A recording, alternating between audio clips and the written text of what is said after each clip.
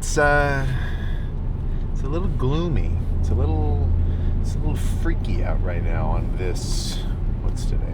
On this Sunday morning. So it's raining. It's been raining this morning. All the snow is getting turned to just a gross slush. You know how it is. So yeah, and 38 degrees. Yeah, I'm not used to this. This is a strange kind of morning forecast. But what isn't going to be strange is this quad pump that I'm about to get. I guess you could say it is going to be strange in like a good, cool, freaky way. You know what I'm saying? But yeah, nothing too complicated. And honestly, I mean, my quad training right now, we're not going bananas with anything. No squats, no heavy pressing. I'm getting a little flack for that, which I don't necessarily understand. Or, I mean, whatever, it's my training. But it just as like an explanation of the logic.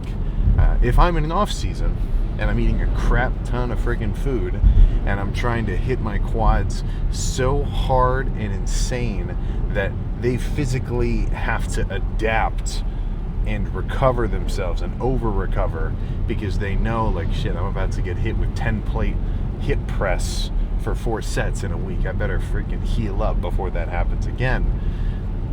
And that's combined with 5,500 calories, like 1,000 grams of carbs.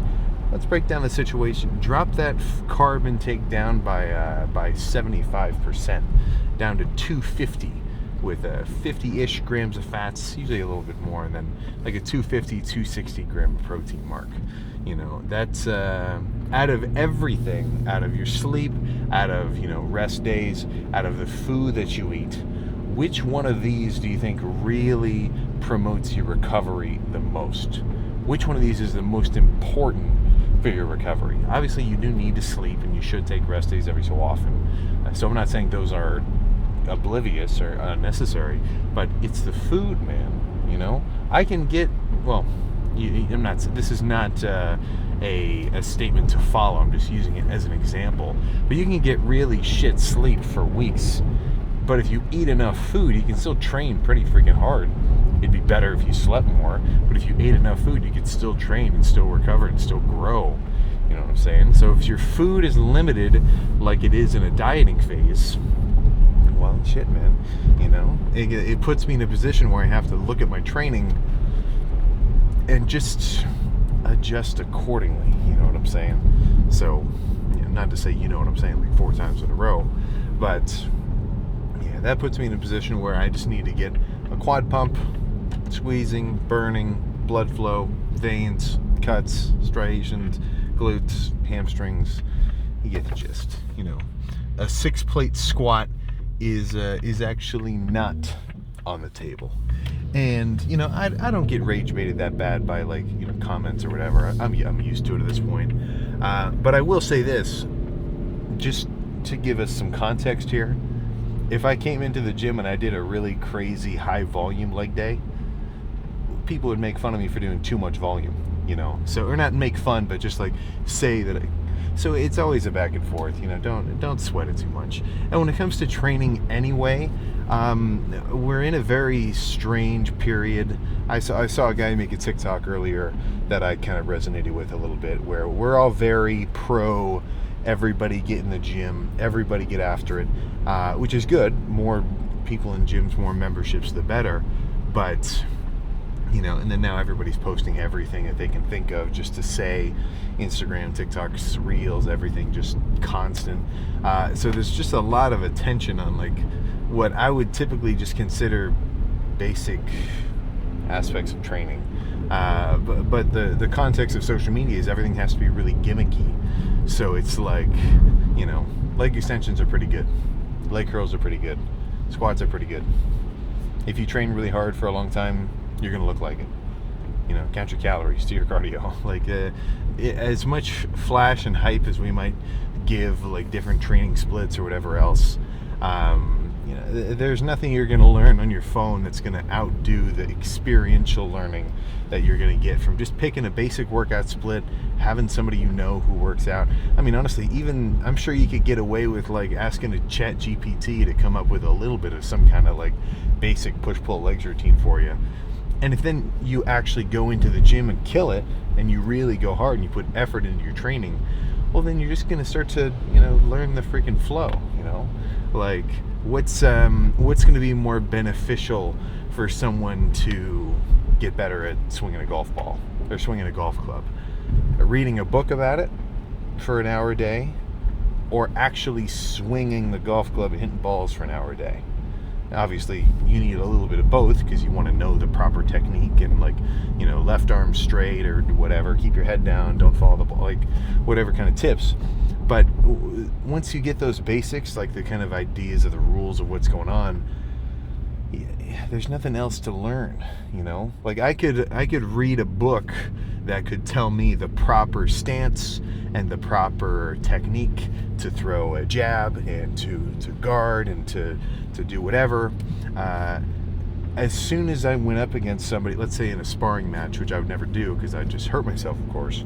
But if I sparred against somebody who had, instead of just reading a book on boxing for 10 hours, had, even just a total beginner dude, but he had 10 hours of like sparring experience and training, well, then the guy would totally whoop me, even though I'm so smart. I read all these books about this training. Why? Because he's got the real experience, right? So it's like you're trying to describe the color red to someone on paper.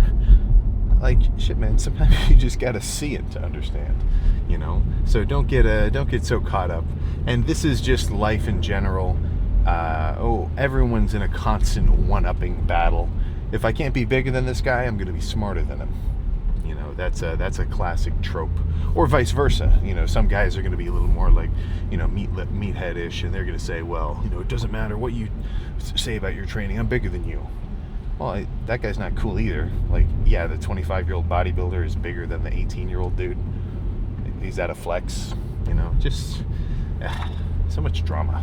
So much weird social media drama about the gym. Like, let's just get a pump. Let's enjoy the process of doing it. Let's make some gains. Or at least, for me, currently, let's make some fat loss gains and keep this prep freaking moving. So, who knows? We'll just see how things change, right? Social media is always going back and forth, and, whatever. That's enough talk about freaking posts. Let's actually get this lift started. There we go. All right, I could tell just walking in, kind of sitting down, I was kind of dragging my feet a little bit. I take a pops a squat here, but I'm feeling invigorated now. So let's get ready to get real. And sorry in advance, but a lot of the workout's going to happen right here on just a leg extension. I'm definitely going to do some sissy squats to finish, just because sissy squats are an insane quad pumping finisher. I maybe I'll explain a little more later, but like if I'm already, let's say I do 6 sets of leg extensions, pretty hard, light squeezing, maybe some holding, pausing, maybe some just nasty quick ones, that's going to get my quads pretty pumped. But something about the nature of the movement, it's just very different than the sissy squat. Even though I'm just extending my leg the same way, like something about getting into the stretch position at the bottom, knees over toes, like, if you've never, just do a full-on quad workout, whatever you do, get pretty pumped, finish with a set of leg extensions, 10 reps-ish, just as a pre-exhaust, and then do some body weight, like balancing sissy squats. You'll see what I'm talking about.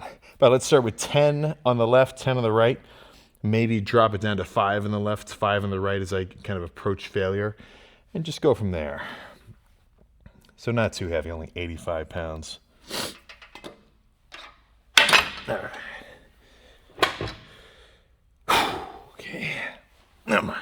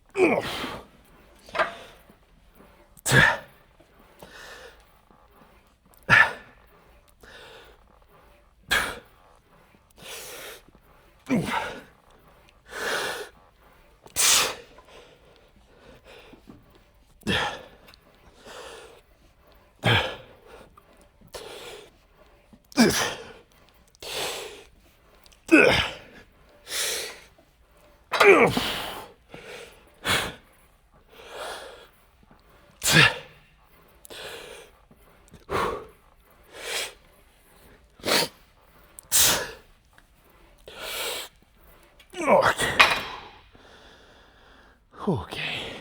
A few more just like that. Yeah. Yeah.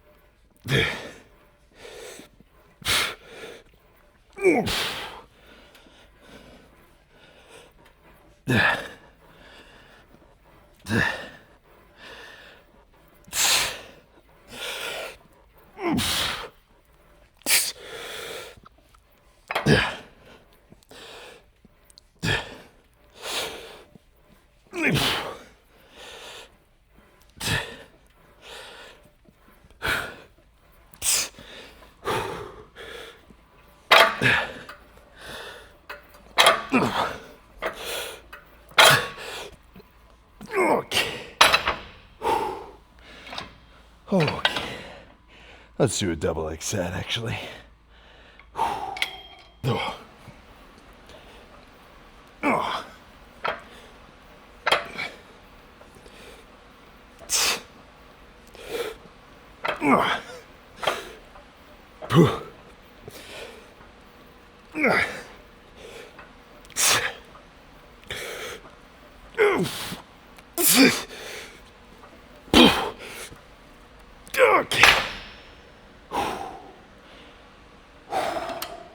Okay. Let me go back to a single leg set, actually. That's a little too much.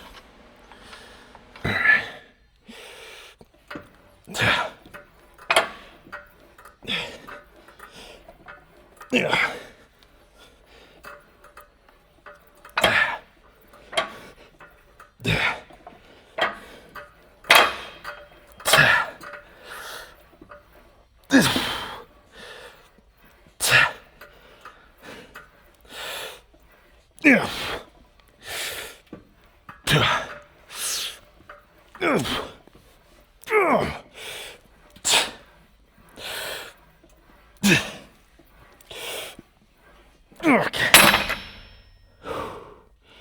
Okay.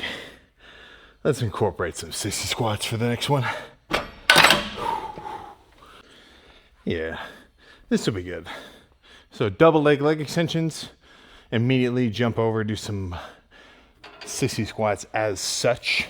So just as like a little execution tip, and this is just what I like, you might have to adjust accordingly, but yay far apart from whatever you're holding on to. This is more for balance and a little assistance at the end. And I'm not trying to bend too much at my hips. Bending at the hips is more of like a conventional squat, right? Like this. Not what I want. I'm aiming for like this. Like all knee bending, minimal hip. And then at the bottom, it's a super crazy quad stretch. So let's get this pre-exhausting set first and make those happen. There's gonna be a lowish volume quad day, that's for sure. But the pump will be high volume. All right.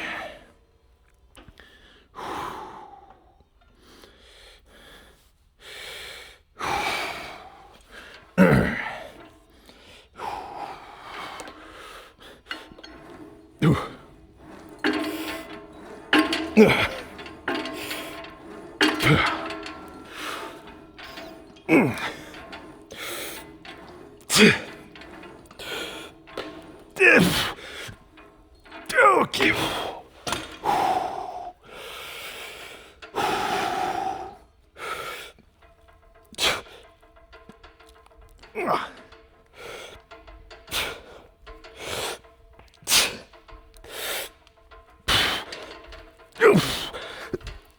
Okay. One more of those, and it will be good.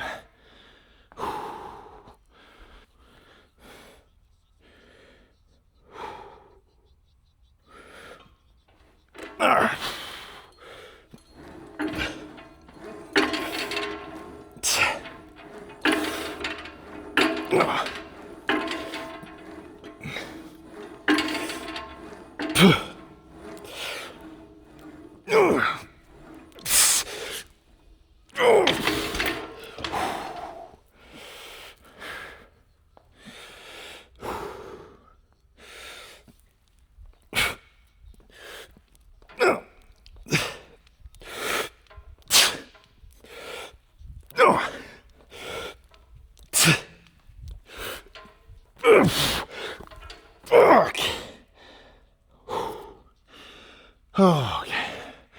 Let's see how legs are looking.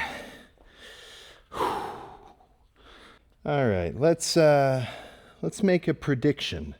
How are quads looking? Do they look flat as shit and suddenly I gain 10 pounds of body fat? Or are they just as freaking freaky as ever?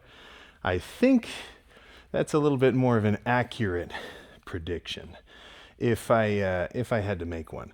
And also, I just looked at my quads to make sure that I was in the right lighting spot.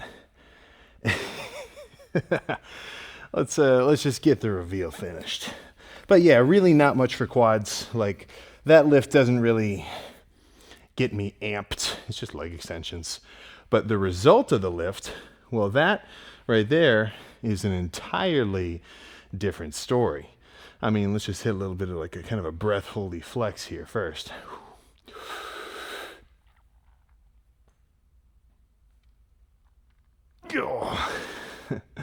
I mean, you know, normally I can see a good amount of veins on this inner portion, but I feel like I've got veins creeping up the middle, you know, and even kind of on the side as well. But yeah, so glute striations are actually making a freaking appearance.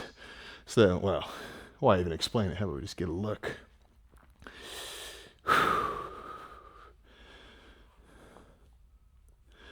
Oh yeah, that's what I want to see. So what that tells me is my legs are looking freaking lean, and these lines, so like, you know, just as like a little pinchable test, like the amount of fat I've still got on my butt is thicker here relatively to my quads. Like, I know it might not translate so well, but like flexing my quads, this is barely pinchable. Like, honestly, my quad skin might be the thinnest on my whole body, which is nuts.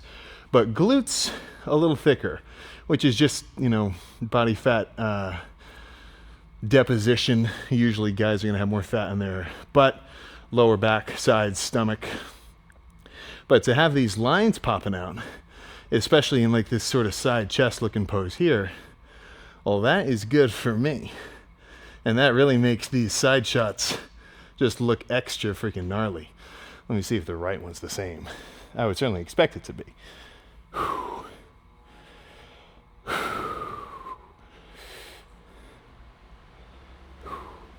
Yeah, the lighting's a little different, but still, yeah.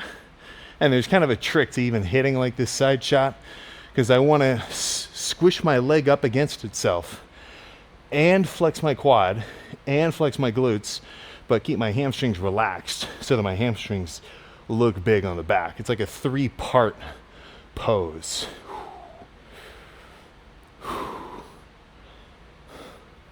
There we go. Yeah. It's a little tricky, but it's not that tricky. I mean, you get the hang of it. But yeah, no, man. We are well on our freaking way. But yeah, even just standing, not even posing, yeah, it feels crazy having legs this freaking lean. So that's good for me. And really, that's just more confirmation. What I've been doing has been working. So no need to change anything up too drastically now. Basically just keep up my cardio these next few weeks. Not go bananas with any kind of food, which actually gets easier the closer to showtime that it is. because the way I think about it is the closer the show gets, the more it feels like you've got a test coming up or like a final exam. So when do you study the hardest? The night before finals, you know. I don't know if you've done this before, if you're as irresponsible as I was, but I would very consistently just try to cram like the entire night before a test instead of just studying at a constant rate for a longer period of time, which not only would be easier, but would also be more effective in the first place at getting you the end results. So I think about dieting the same way. And part of it is just because that's the only way to do it. You know, there is no rush job that you can do for dieting and losing body fat. It's just not gonna happen, you know? I mean, if I do an entire day of fasting, or let's say you take anybody, a regular person, they're eating a normal amount of food. If they eat nothing for an entire day, and then they have breakfast the next morning, they probably didn't lose any body fat, you know? Because the way your body works, or at least my interpretation, which is not just like totally random, but just the simplified way that I look at it, is you have 3 energy sources in your body. You know, you got carbs, fats, proteins. Your body loves to run off of carbs, right? If you eat a bunch of sugar, your blood sugar spikes, your insulin spikes, all that sugar goes into all your freaking muscle cells as glycogen to ATP. Your body wants to run off sugar. Sugar is a super quick fuel source. Then you've got body fat, and then you've got your muscle itself. So eventually, like if you put me on a desert island, I'm going to start burning through muscle to, you know, keep myself alive. Normally, you're never going to do that. That's like starvation mode, like you're really eating nothing for a very prolonged period of time. I wouldn't worry about that. But so what that leaves you with is 2 energy sources, carbs and fats. You store both of those, right? When we think of stored energy, normally we think fats, right? Like you store energy as fat, and then you burn it off later if food becomes scarce. But you've also got a pretty substantial amount of carbs as just basically sugar water throughout your entire body. I don't know how much. I think the average person, or like the average guy, like 180-pound dude, I think the number is around 500 grams of carbs. If he's eating a normal amount of food every day, he's got 500 grams of carbs evenly distributed in all his muscle cells, stored as like quick acting energy. So if you eat nothing for a whole day, you're going to run off of a good chunk of that internal sugar water.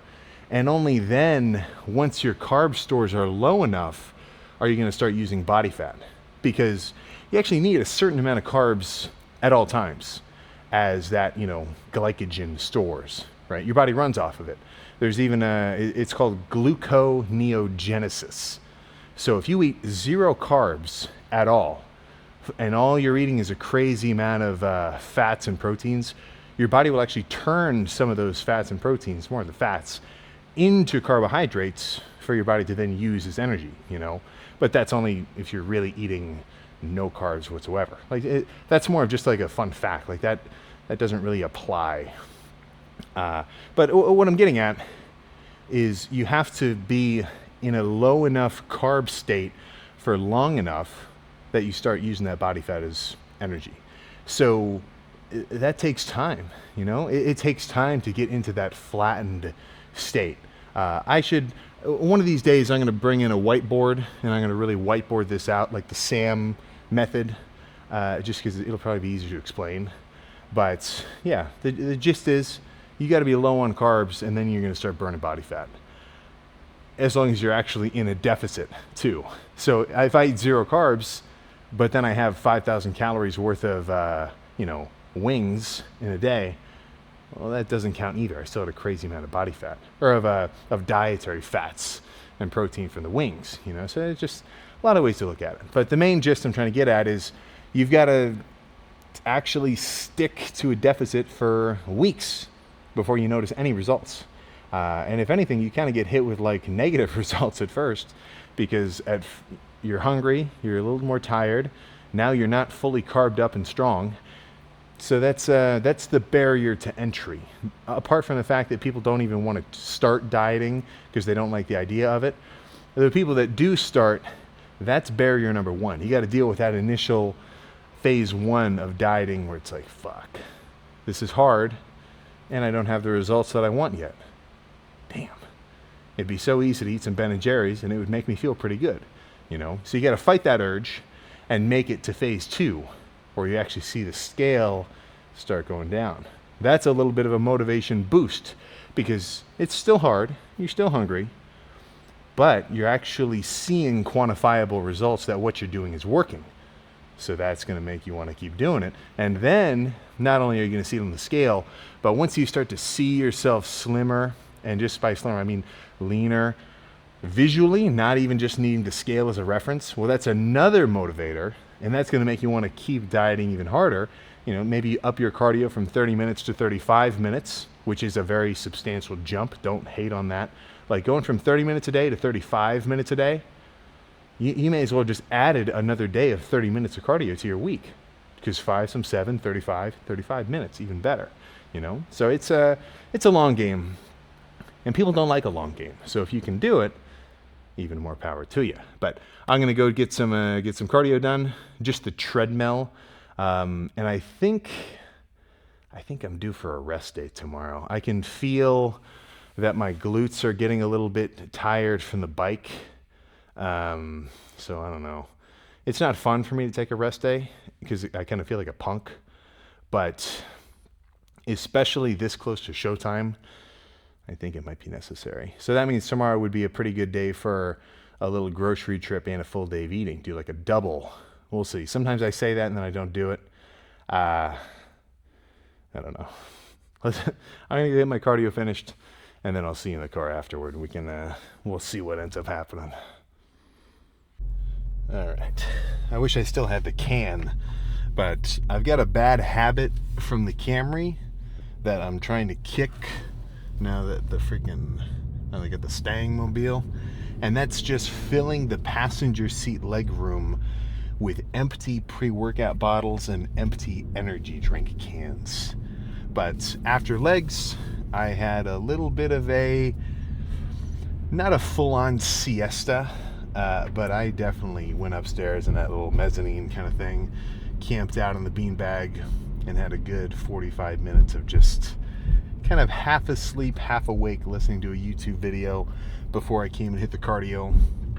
But as soon as I finish that, I've got a whole bunch of cans of 3D energy, right? So a little extra bump of 200 milligrams of caffeine pre-cardio, but post-workout. That gave me a little bump. That gave me a little bit of a boost. That's for sure. So I really would recommend. Yeah, I almost like. I don't know. I like the idea of actually even doing like a half scoop of pre-workout, pre-cardio. But the only reason I say that is because, and sometimes I do that like, because I'm going to do a night session of cardio too.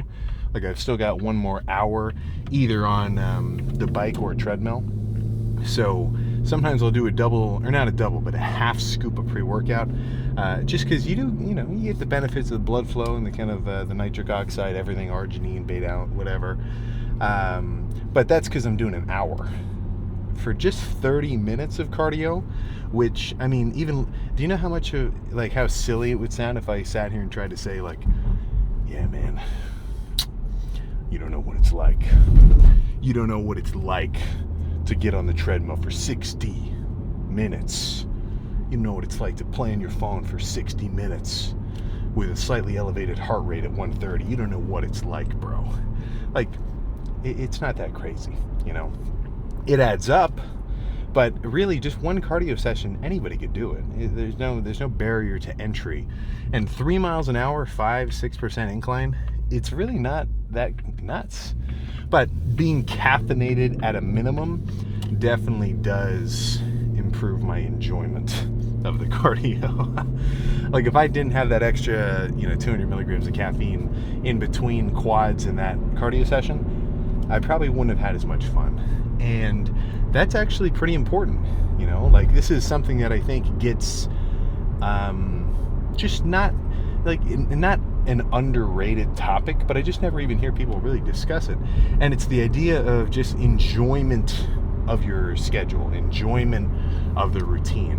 Because at the end of the day, yeah, everybody's got a certain amount of like dedication and discipline, and we can do what we say we're going to do.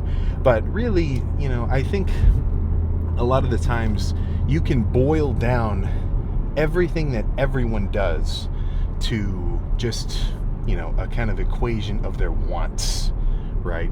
So I think everybody to a degree wants to just kind of chill and relax for a good amount of the time, and that's compared to doing something like you would think is like work, like studying for something, or just like filling out form, just whatever, anything.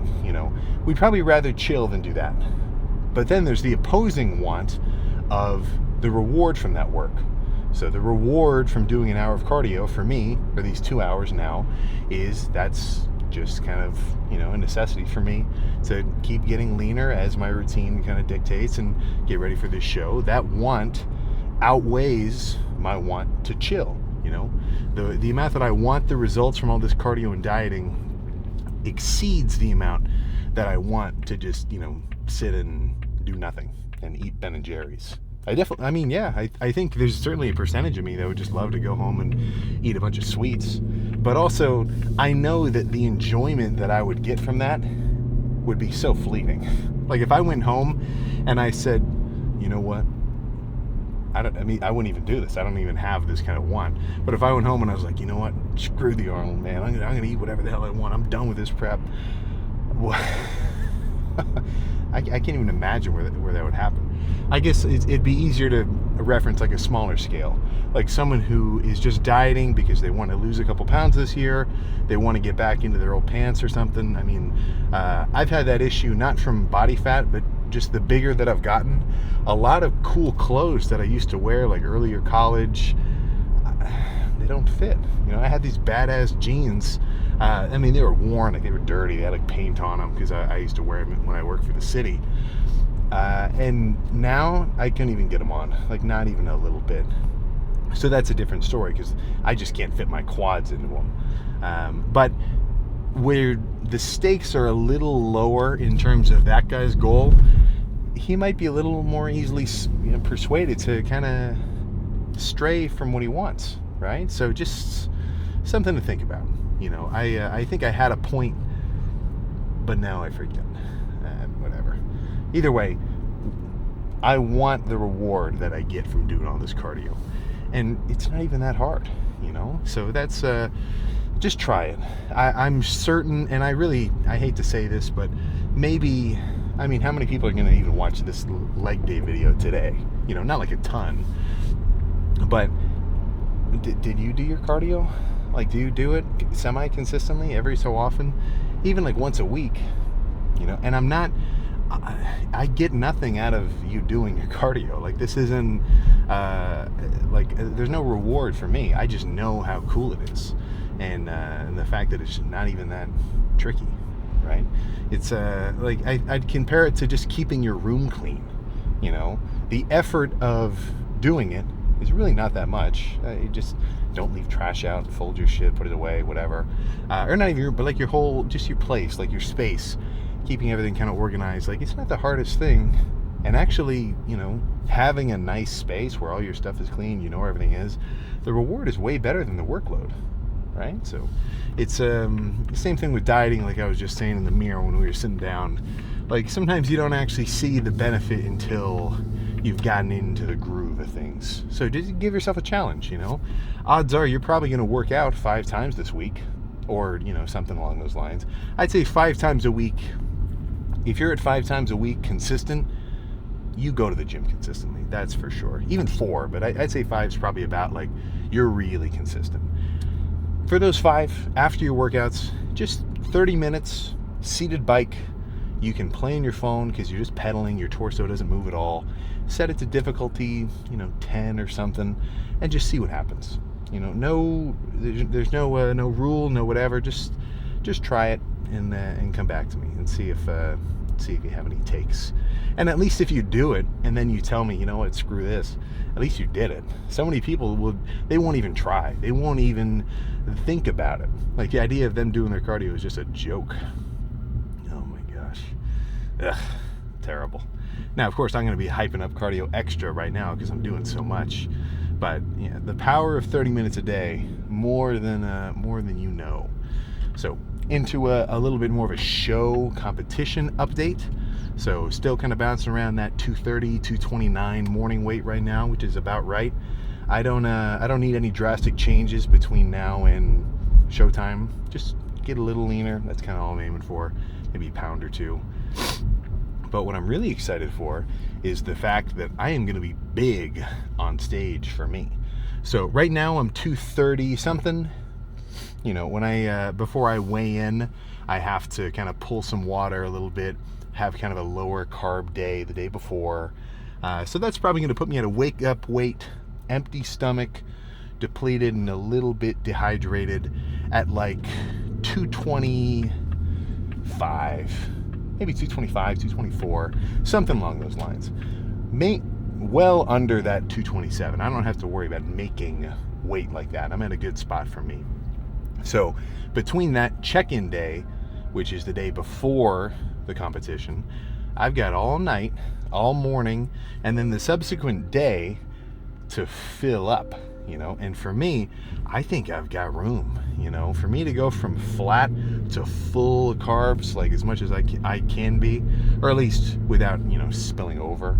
That's where if you drink too much water and eat too much food, you start to get a little bit of a kind of more watery, full look instead of just a carbed up, like grainy look. That's kind of like the balancing act of carbing up like that. But I think my stage weight is going to be like 235, 236 minimum, probably even a little more than that. 240 would be crazy. But I don't, we'll just have to see how I kind of fill up and, you know, what's the word, kind of allocate all of those, all that carbs and water and some electrolytes and everything. But my stage weight for my amateur shows was like 225. So there's going to be a drastic difference. So that's really, I mean, you know, obviously I haven't done it yet, so the goal hasn't been achieved.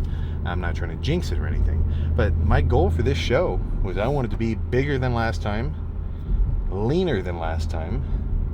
Actually, that's pretty much it. I want to be bigger and leaner, which so far that seems to be the outcome which I'm headed towards, which is freaking awesome for me. So yeah, smooth sailing these next few weeks. Make sure I got my routine all kind of sorted, but yeah, man, I'm freaking excited. So nothing else to say. I think tomorrow I think I should probably do a full-on rest day. No, I don't know. I might still do my cardio. I'll think about it. We'll see. I'll update you tomorrow. But yeah, nothing else from me. So I'll see you then.